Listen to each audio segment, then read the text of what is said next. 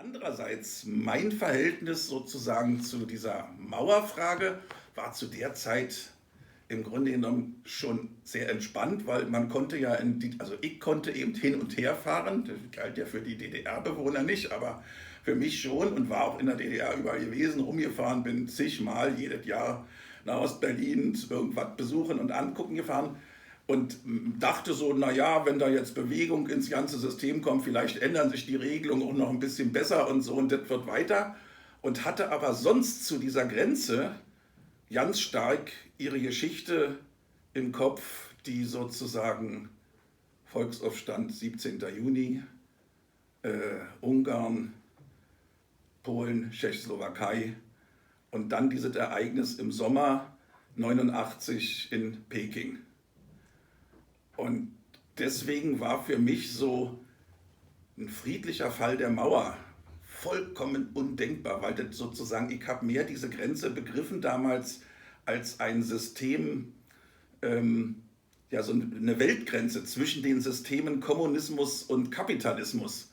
Und das wird doch nicht die Sowjetunion diese Grenze einfach fallen lassen, wie das dann ja im Grunde genommen passiert ist, wenn man das mal so ein bisschen weiter betrachtet.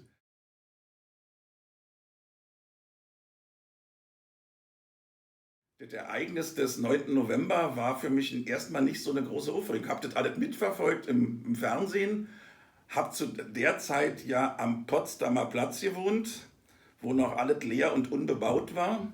Ich konnte die Grenze direkt von meinem Fenster aus sehen am Potsdamer Platz und habe im ersten Augenblick nur einen furchtbaren Schreck gekriegt. Ich hatte da 3 kleine Kinder, die zu dem Zeitpunkt auch alle krank waren, im Bett lagen. An diesem Abend kriegte meine Frau einen Freund noch überraschend zu Besuch. Wir saßen da im Wohnzimmer am Tisch, so um 18 Uhr. Und ich dachte, na, hoffentlich gibt es hier keine Auseinandersetzung an der Grenze, wenn die Leute da jetzt irgendwas machen und so nach Schabowskis Konferenz da.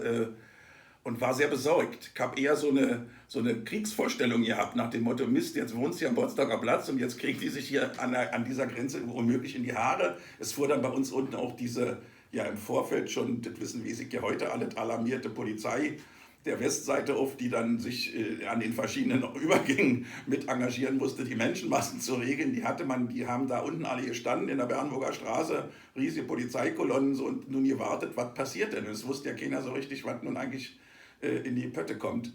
Und ich weiß auch noch, dass Manfred hatte zu dem ganzen Thema hatten wir eine sehr ähnliche Meinung und der hat mir dann am nächsten Morgen, war ein Freitag, haben wir uns hier immer hier zu einer Mitarbeiterversammlung getroffen, die Leute so mal die Woche bereden und wichtige Termine und saßen da unten an dieser Öffnung vorne zur Bernauer Straße in unserem Büro damals mit diesen großen Fensterscheiben und haben dann alle jeder so von dieser Nacht erzählt. Und ich auch, wie ich früh morgens hier um 6 hergefahren bin mit der S-Bahn damals noch bis hier nach Humboldthain und ausgestiegen und unterwegs haben ganz viele so junge DDRler getroffen, die wieder nach Hause wollten, nachdem sie die Nacht in West-Berlin verbracht hatten und die so fröhlicher Stimmung waren, was ich ganz toll fand und so. Und dann saßen wir da und ich guckte so aus dem Fenster auf die Bernauer Straße und dachte, wer kommt denn da? Den kennst du doch.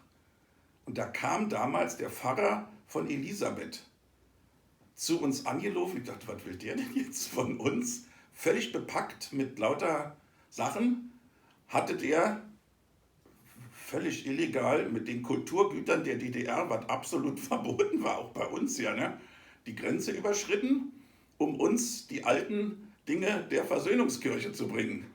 Der hatte die dann bei sich ja, in Elisabeth waren die ja ausgelagert worden, damals von Hildebrands und standen da, was wir so ein bisschen auch mal gehört hatten. Und er dachte sich, also wer weiß, vielleicht ist nie wieder eine Chance da, ich bringe die jetzt darüber. Und dann kam der da zu uns, wir waren völlig falsch. Ich habe gesagt, Mensch, Herr Dink, wie es nun eigentlich mehr wieder hieß. Das ist doch Wahnsinn, was ich meine, wenn die sie erwischt hätten, die hätten sie eingeknastet mit diesem, also Abendmahlsgeräte, das Buch mit der Widmung der Kaiserin und so, das schleppte der da alle an. Das war sozusagen dieser eigentliche 9., 10. November, wie er mir so im Gedächtnis geblieben ist.